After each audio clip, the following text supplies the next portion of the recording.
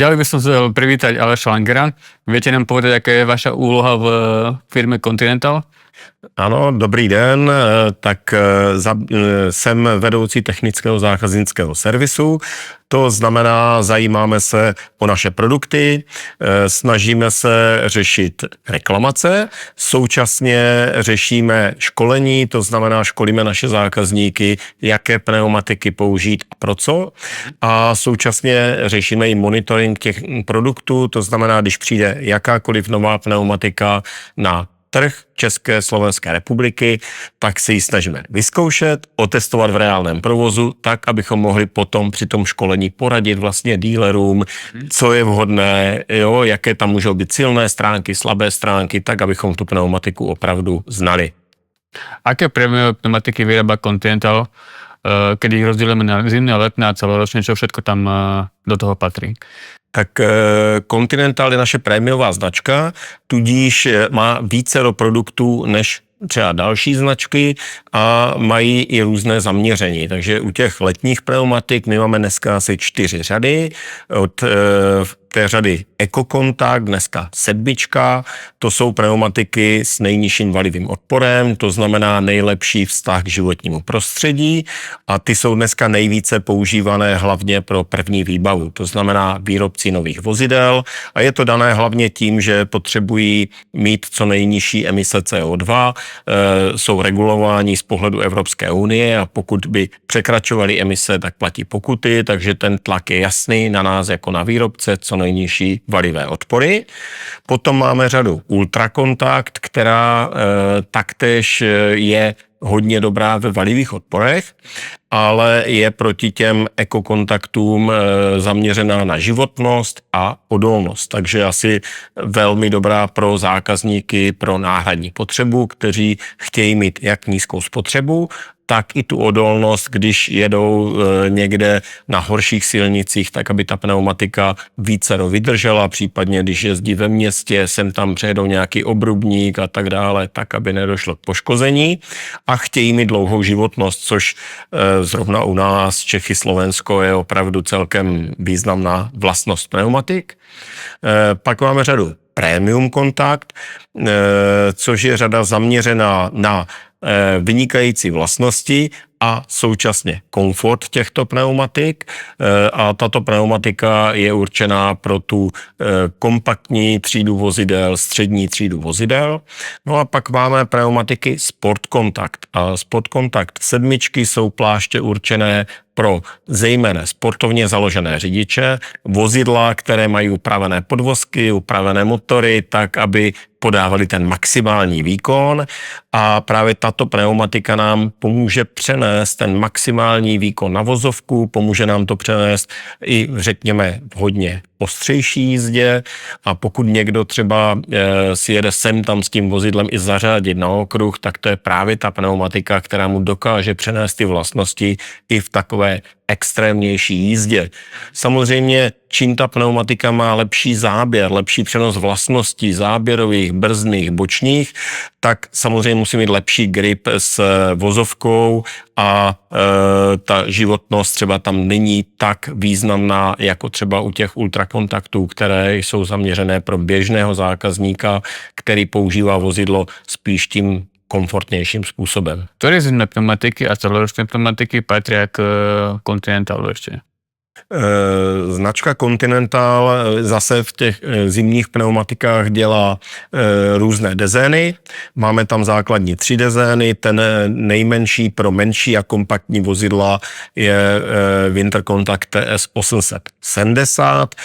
To je pneumatika, řekněme, užší, která je zaměřená zejména na ty zimní vlastnosti. To znamená tak, aby měli dobrý záběr na sněhu, přenos bočních sil, brzdy na sněhu a samozřejmě aby fungovaly v tom celém zimním provozu. Pro ty větší vozidla máme dezén s označením TS 870P. To Pčko na konci znamená performance, to znamená zase ty větší vozidla jsou výkonnější, těžší a ta pneumatika je uspůsobená tomu tak, aby dokázala maximálně přenést ty vlastnosti těch těžších, výkonnějších vozidel. A řekněme ta špička z pohledu vozového parku, ale i té pneumatiky, tak máme novou pneumatiku Winter Contact 8 S a to S na konci znamená sport a tak, jak máme v letních pneumatikách Sport Contact 7, tak máme sport pneumatiku zimní, zase na ta vozidla s extrémním výkonem, upravené podvozky, motory, zase abychom dokázali přenést ty záběrové, brzdné síly, ale samozřejmě i handlingové a vlastnosti, ovladatelnost toho vozidla, ať už na sněhu, na suché vozovce, na mokré vozovce. Pokud se bavíme o celoročních pneumatikách, tak my máme vlastně design v Continentalu, který se jmenuje All Season Contact 2 a vlastně je to nástupce původního All Seasonu, a je zaměřený zase na to, aby ta pneumatika co nejlépe přenášela ty celoroční vlastnosti, jak v zimě, tak v létě. Continental ako prémiový výrobca pneumatik dodáva pneumatiky aj do prvovýroby. Viete povedať, aké značky obúvate na tých linkách? Ano, Continental je v podstatě dneska největší výrobce pneumatik pro osobní vozidla a zhruba třetina vozidel v celé EMEA, to znamená Evropa, Middle East, Asie, Afrika, je obouvaná do pneumatik Continental. Takže pokud budeme chtět jmenovat, tak od těch velkých koncernů, jako je VW Grupa, kde dodáváme od Porsche přes Audiny, přes VWčka až po Škodovku domácí, samozřejmě Hyundai, Kia, jo, a všechny ty automobilky, které tady známe, nemůžu vynechat Fiat, Renault a ty ostatní, tak všechny tyto vozidla jezdí na pneumatikách značky Continental již z první výbavy. Kedy je vhodné presúvať pneumatiky zo zimy na leto a z leto na zimy? Kedy sú tie ideálne podmienky? Pokud se bavíme o zimních pneumatikách, tak ve spoustě států je to dané vyhláškou, jakoby ten nejzazší termín, to znamená ať už 1. novembra, abych byl srozumitelný pro slovenské diváky, nebo 15. podle toho, jak která země. Nicméně marketingové doporučení je trošičku jinačí. V podstatě o přezouvání na zimní pneumatiky by měl klient uvažovat v okamžiku, kdy okolní teploty přes den klesnou kolem 7 stupňů, to znamená již zanedlouho. Protože v tom okamžiku se může stát, že v noci přijde nějaký přízemní mrazík, může tam být trošička sněhu nebo přimrzlé a v tom okamžiku ty zimní pneumatiky hrají významnou roli, zejména pokud člověk jede třeba do práce brzy ráno, jo, na ranní směnu v 5 ráno, může být, že v tom lesíku je to přimrzlé, tam, kde vlastně ty teploty se drží nižší a na té letní pneumatice už by to nemuselo být tak bezpečné.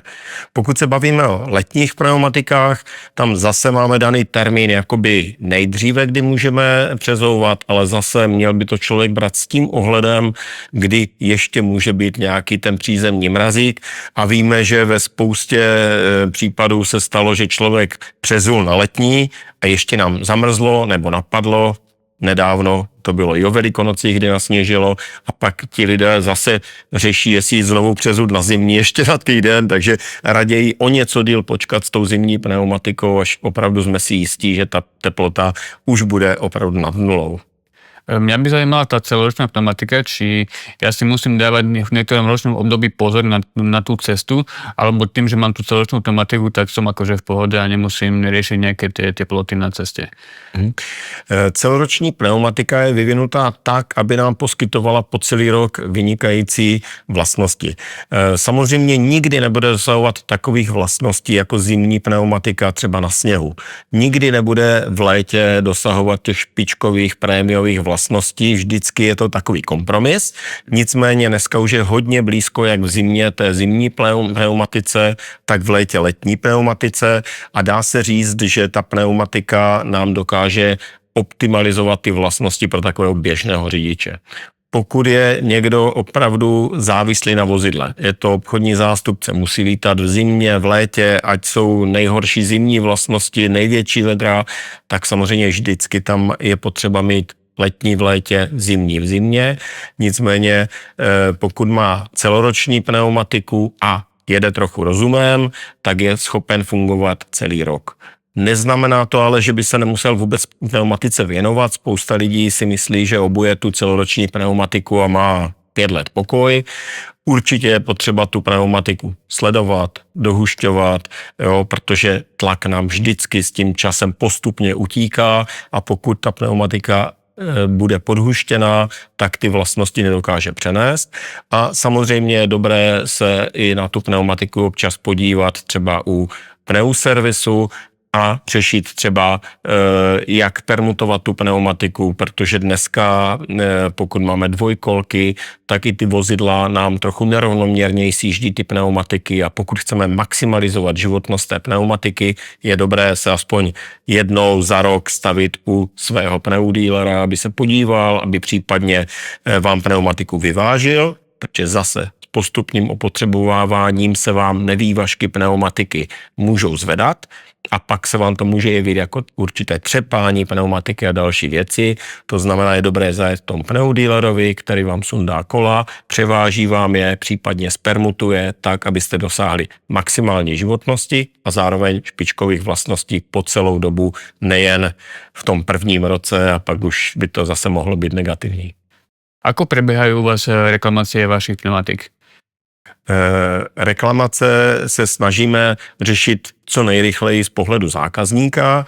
To znamená, reklamace nám může zadat každý náš přímý prodejce, to znamená ten, kdo od nás pneumatiky nakupuje a v podstatě dealer nám zadává reklamace, dá nám referenční doklad, kterým od nás koupil dané pneumatiky, nafotí nám pneumatiku, podíváme se a na základě fotek a zkušeností vlastně dokážeme určit, pokud tam jsou případné výrobní vady.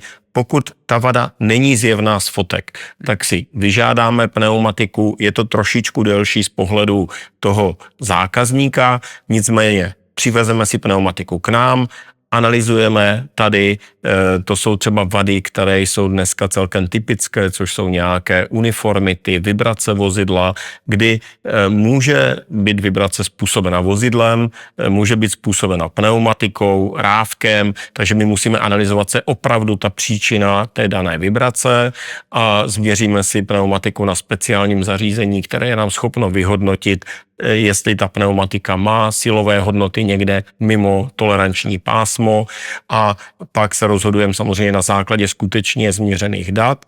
Pokud máme na základě fotek reklamaci a nejsme schopni podle dané fotky identifikovat, zda se jedná o výrobní vadu nebo nejedná, opět si ji svezeme k nám a analyzujeme ji na místě. Pokud jde o nějaké náročné věci, jsme schopni poslat pneumatiku do centrály, do Hannoveru, kde mají samozřejmě laboratoře lépe vybavené, ať už se jedná třeba o kvality směsí nebo dalších věcí, dokážeme analyzovat přesně detaily, zda může být příčinou právě pneumatika. Uskladnenie pneumatik je kapitola sama o sebe. Viete mi povedať, ako správne sa starať do tej pneumatiky a ako ju uskladňovať? Ano, uskladnění pneumatik je velmi důležité, protože pneumatika má v sobě spoustu chemikálií samozřejmě, tak, aby ta pneumatika vydržela co nejdéle. Jo, potřebujeme eliminovat ty negativní vlastnosti, které na pneumatiku jdou a to je například slunce, ozon, které nám narušují pryš, jo, mohlo by docházet k různým prasklinám. Samozřejmě negativní je i průvan u pneumatik, rozdíly teplot a to všechno musí ta pneumatika vydržet v běžném provozu. Nicméně, pokud je vyzutá, je skladovaná, tak je potřeba ji skladovat v nějakých konstantních podmínkách. To místo, na kterém se skladuje, by mělo být v podstatě zaštítěno proti přímému slunečnímu záření, které působí negativně, proti průvanům, protože tam je zase ozon, který působí negativně. A teploty při skladování by měly být někde plus minus kolem 10 až 20 stupňů, neměla by prostě v zimě mrznout, kde ta teplota může extrémně narůst a zase by nám to mohlo změnit parametry té pryže.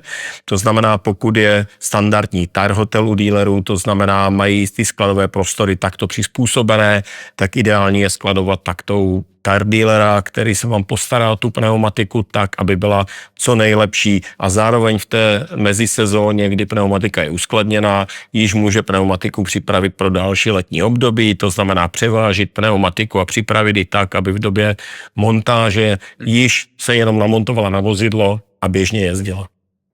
Aký je rozdíl uskladněné pneumatiky s diskom a bez disku?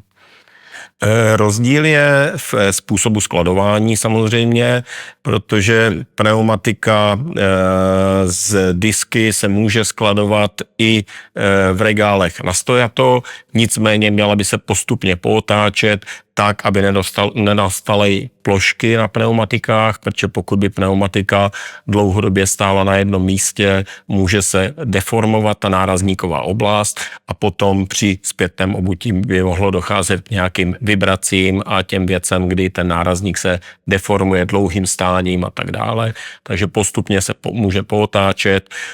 Pokud je skladovaná s rávkem, může být i naležato, zase ideálně, pokud jsou různé stojánky, kdy nepůsobí úplně na sobě ty bočnice, ale s rávkem i naležato může být skladovaná.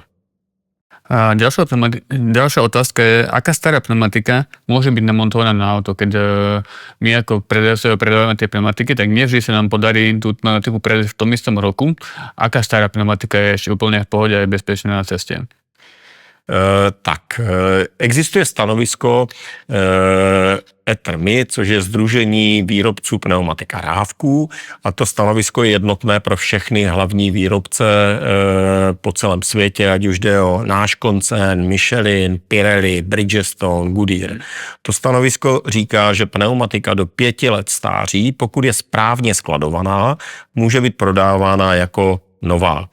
A to je důležité hlavně to správné skladování. Pokud ta pneumatika jde od výrobců, ti mají sklady udělané samozřejmě tak, aby pneumatiky byly skladovány v tom ideálním prostředí, tak vlastnosti pneumatiky se mění naprosto minimálně a nikdo z motoristů ani ode mě kluci by nedokázali poznat rozdíl mezi novou a 5letou pneumatikou, když to řeknu takto. Nicméně největší změny vám vždycky nastanou prvním kontaktem pneumatiky s vozovkou, protože v tom okamžiku ta pneumatika je v kontaktu s různými chemikáliemi, ať už na cestě, když se sype v zimě, jo, anebo standardně různé štěrky a tak, a to vám může změnit výrazněji ty vlastnosti, více než to skladování. Takový ten mýtus, o kterém spousta médií tady hovoří, že nejlépe čerstvá pneumatika přímo od lisu, tak ono to nelze ani udělat, protože představíte-li si, že my vyrábíme třeba 6,5 tisíce různých artiklů, různých rozměrů dezénu, tak my nejsme schopni to vyrábět v čase tak, abychom do týdne to někomu dodali. A pneumatiky se tudíž dělají v určitých dávkách, které se prodávají, až se vyprodá ten rozměr, tak se dělá znovu. A musíme je dělat dopředu, tak abychom vlastně zajistili těm zákazníkům ty pneumatiky v sezóně nebo před sezónou, kdy to potřebují obout.